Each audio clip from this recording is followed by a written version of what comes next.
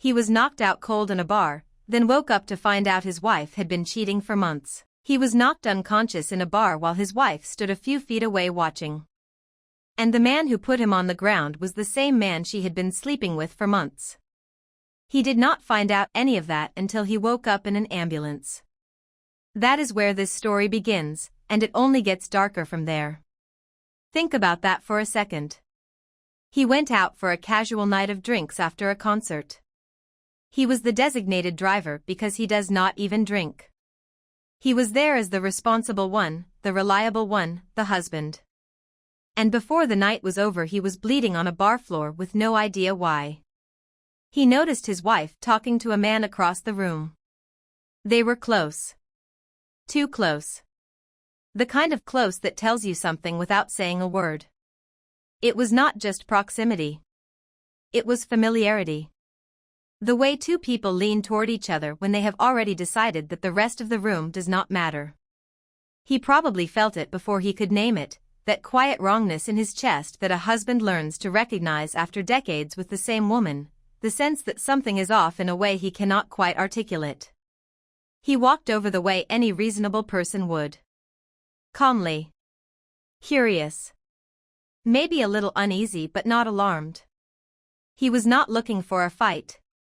He was looking for an introduction, an explanation, something that would make the feeling in his chest go away. He never got the answer. The man sucker punched him in the side of the head before a single sentence could finish. Then tackled him into a wall hard enough to knock him out completely. One moment he was standing in a crowded bar trying to make sense of what he was seeing, and the next moment there was nothing. His next conscious thought was inside a moving ambulance. Imagine that disorientation.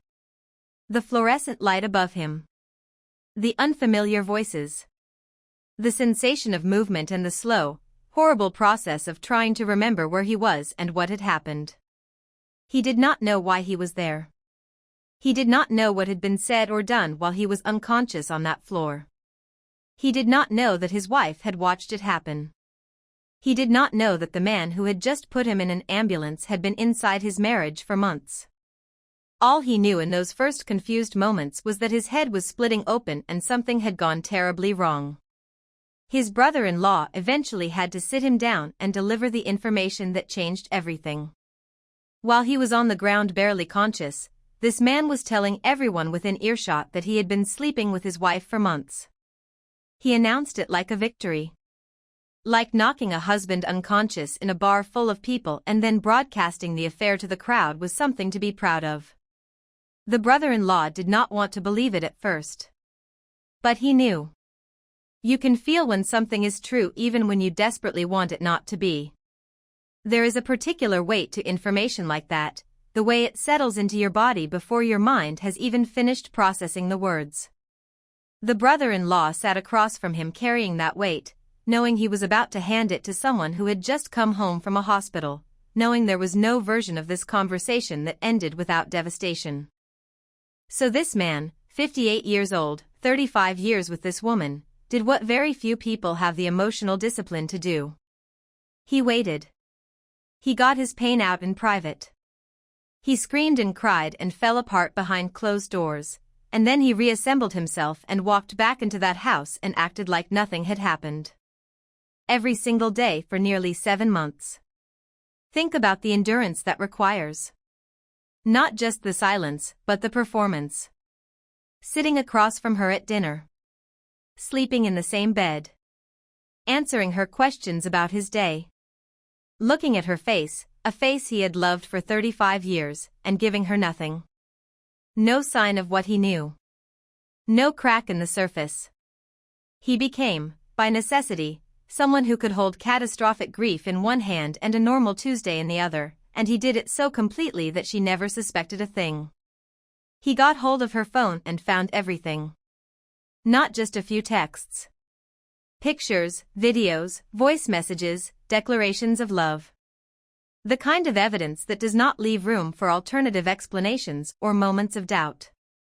She had not even tried to hide it because she never imagined he would look. After 35 years she had apparently decided that he was not the kind of man who checked phones, and she was right until the moment she was wrong. He had to sit with all of that. Had to scroll through the record of a relationship that had been running parallel to his own, documented and intimate and completely real to both of them. And then the detail that might be the most crushing thing in this entire story. 3 days after the assault, the man who put her husband in the hospital texted her to brag about how quickly he had taken him down.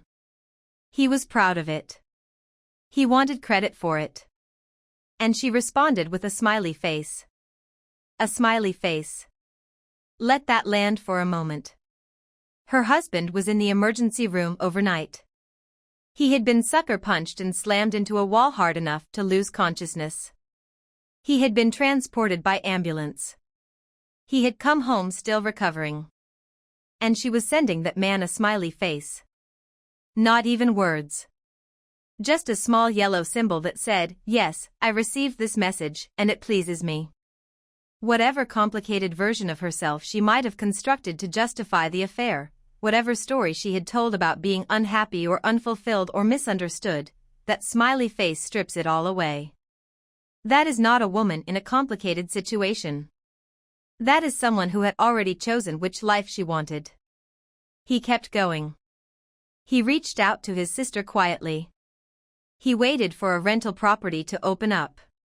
He maintained the appearance of a functioning marriage for 6 more months while sitting on evidence that would end everything. He had sex with her during that time, which he admits was not kind, and he carries shame about that, but the psychological pressure of what he was carrying is almost impossible to describe. He was watching a woman he had loved for 35 years like she was a stranger, because at some point she had become one. Every act of normalcy was also an act of war, a quiet move in a game she did not even know was being played. He was not just surviving. He was building. Quietly, methodically, with the kind of focus that only comes when someone has already grieved what they are losing and shifted entirely into the business of protecting what remains. The detail about the best friend is also important, and it does not get enough attention in the original post. It was not just an affair. It was a supported, encouraged, covered affair. The best friend knew. The best friend helped. She provided cover stories, she absorbed the secrets, she made herself an active participant in the deception of a man she had likely known for years. And in those captured texts, the best friend even confessed to having her own affair years earlier. These were not 2 women making one bad decision together. This was an active conspiracy to deceive 2 husbands simultaneously, built on a foundation of practiced dishonesty and mutual protection. They had created a small ecosystem of lies, and it had apparently been functioning for long enough that neither of them seemed to think it would ever collapse. And then there is the other man's wife. She is completely innocent in all of this. She married someone and had children with him without knowing the kind of man he was. She has been building her life on top of a foundation she did not know was hollow. She deserves to know. He plans to tell her, and that is the right call. No one in the innocent spouse position benefits from being kept in the dark. She has a right to make informed decisions about her own life, and she cannot do that if the people around her are deciding for her what she is allowed to understand about her own marriage. He also plans to contact the best friend's husband, which shows a level of consideration for others that is honestly remarkable given what he has been through. He is not just blowing up his own situation. He is making sure that every person who deserves the truth gets it. He is doing for other people what no one did for him, making sure that the innocent parties in this story are not left in the dark while everyone else moves on. The question of confrontation versus ghosting is genuinely interesting here. There is a part of him that wants to see her face.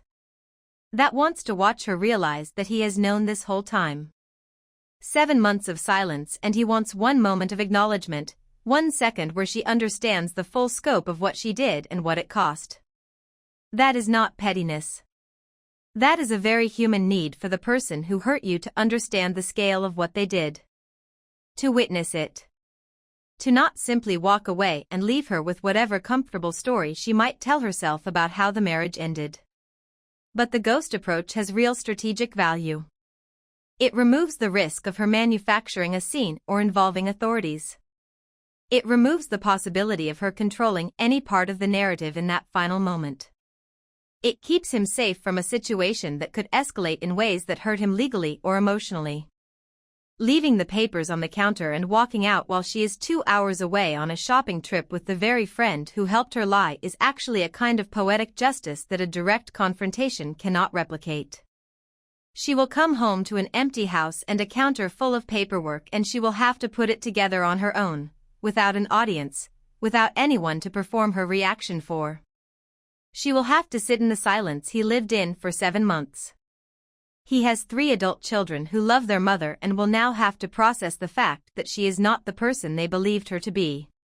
He is planning to tell them, which is the right decision, but he is also not planning to turn them against her. He acknowledges she was a good mother. He is holding space for those two things to be true at the same time, that someone can be a devoted parent and still be capable of profound cruelty toward a spouse, and that kind of nuance in someone this hurt is genuinely rare. Most people in his position would want scorched earth. He is choosing something harder and more honest than that. What this man did over 7 months is not something most people are capable of. He was physically assaulted, hospitalized, and then discovered his wife had been unfaithful for months, and he chose not to react. He chose to gather, to plan, to protect himself legally and financially, and to exit on his own terms. That is not coldness. That is someone who understood that a single impulsive moment could undo everything he had worked toward. That is someone who respected his own future enough to protect it even when every instinct was probably screaming at him to blow everything up immediately. The wife in this story made her choices. She was not coerced. She was not cornered. She made the active, ongoing decision to deceive someone who loved her for 35 years, to send that man a smiley face while he recovered from a hospital stay caused by her affair partner, and to continue the relationship right up until the end. She is not a victim of circumstance. She is someone who chose this over and over again. There is one last thing worth saying. He wrote that the pain of that level of betrayal is beyond bearing at times. And then he kept bearing it. For 7 months. That is not a small thing. That is someone fighting for their own future when every part of the situation was designed to break them. The verdict here is uncomplicated. He was right to wait. He was right to gather evidence. He was right to tell his brother-in-law's wife, the affair partner's wife, and the best friend's husband. He was right not to confront directly in that bar or in those first devastating nights. And he was right to choose himself. 35 years is a long time to give someone. But at 58 years old with grown children and a clear head, he still has time to build something honest. She gave that up. He did not. The ghost is the right move. Walk out while she is shopping with the woman who helped her lie. Leave the papers on the counter. Let her come home to the consequences of her own choices without a single word of warning. That is not cruelty. That is accuracy. She made her decisions quietly. He can make his the same way. And to the man who has been carrying this alone in that house every single night for 7 months. You did not deserve any of this. Not the punch. Not the hospital. Not the videos and the texts and the smiley face. Not 1 second of it. You handled something that would have destroyed most people. Walk out that door and do not look back. My husband cheated on me with his therapist and then took his own life while I was home. 4:57 p.m. Claude Respondio, she came home from work one day and her husband was gone. She came home from work one day and her husband was gone. Not gone like he left. Gone in the permanent, irreversible, worst possible way. And the last thing she had known before that moment was that he had cheated on her and asked for a divorce. She had been trying to rebuild herself. She had read the books, found her footing, stopped begging, and was actually beginning to feel something that resembled clarity. Not happiness exactly, but the quiet, tentative sense that she could see the shape of her future without him and that the shape was livable. She had started waking up in the mornings and not immediately feeling the weight of him on her chest. That was progress. Small, fragile, hard-won progress. And then the floor collapsed completely. They were in their early 30s. 6 years together, only a year and a half of marriage. She knew he had struggled. A previous attempt, a drinking problem that ran alongside everything else, and a personality so warm and magnetic that people around him never quite saw the darkness underneath. He was the kind of person who lit up a room without trying. The kind of person strangers trusted immediately and friends called first in a crisis. He had a hero's job. He was beloved. He was her best friend. And somewhere inside all of that he was also someone in tremendous pain that she could not reach, and perhaps he could not reach either. That gap between the person the world saw and the person he was privately must have been exhausting to maintain. And she had lived right next to that gap without ever being fully allowed inside it. He sought therapy after a DUI. That is where this story takes its most stunning turn. Because the therapist he was sent to, the professional whose entire purpose was to help him, began a relationship with him instead. That is not just a betrayal of a wife. That is a profound ethical violation from someone who held power in that situation. A therapist sleeping with a patient is not a gray area. It is an abuse of trust so serious that it ends careers and carries legal consequences. This woman was supposed to be a safe container for his darkest thoughts. She was supposed to be the one person in his life with no agenda, no emotional stake, no desire to take anything from him. Instead, she took the most intimate access a person can grant and she used it for herself. And she is reporting her. Good. When she found out he wanted a divorce. He said it just like that. And then the trickle truth began, which is the particular cruelty of being lied to in installments. A little truth at a time, never the whole picture, always just enough to keep you confused and just enough to keep the full story hidden. He was protecting the therapist. Even then. Even after everything. Even when the marriage was already over and there was nothing left to protect, he was still managing the story in her favor. That kind of loyalty in the wrong direction is its own kind of wound. To know that in his final months his instinct was to shield someone else from consequences while his wife was left to piece together the truth alone, that is not something that fades quickly. She begged him to try. Then she stopped begging. That shift, from desperate to resolved, is one of the most painful things a person can move through. Because the begging, as awful as it feels, is still a form of connection. It still means you believe something can change. When the begging stops, it is because some part of you has accepted that it cannot.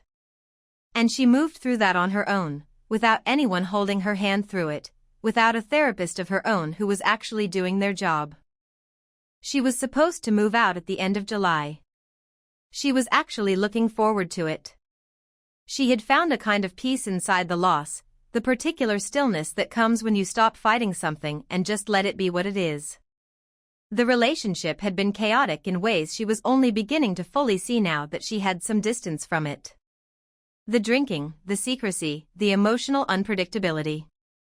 She was beginning to understand that she had been working very hard for a very long time to hold something together that was never fully hers to hold.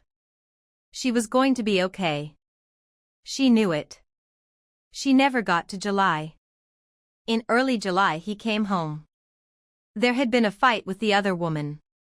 He had been drinking heavily, the way people drink when they are not trying to get somewhere but trying to get away from themselves. And then he shot himself. She was in the house. She found him minutes later. Let that settle. She was in the house. She found him. There is no way to hold that image and not understand that something fundamental shifted for her in that moment, something that no amount of therapy or time or forward motion will ever fully put back. There are no words for that. There is no framework that makes that survivable in a normal way. But she is surviving it. And the way she is surviving it is messy and honest and human in a way that deserves to be heard without judgment. She says she does not know how to feel. She grieved hard in the first 2 weeks, the raw and total grief of someone in genuine shock. Then she found out more things, piece by piece, information that kept coming in the months after, and the person she thought she knew started dissolving. The image she had held of him, the man she married, the best friend she thought she understood, kept being replaced by information that did not match. She says it feels like he was a stranger. She says she cannot remember the happy times.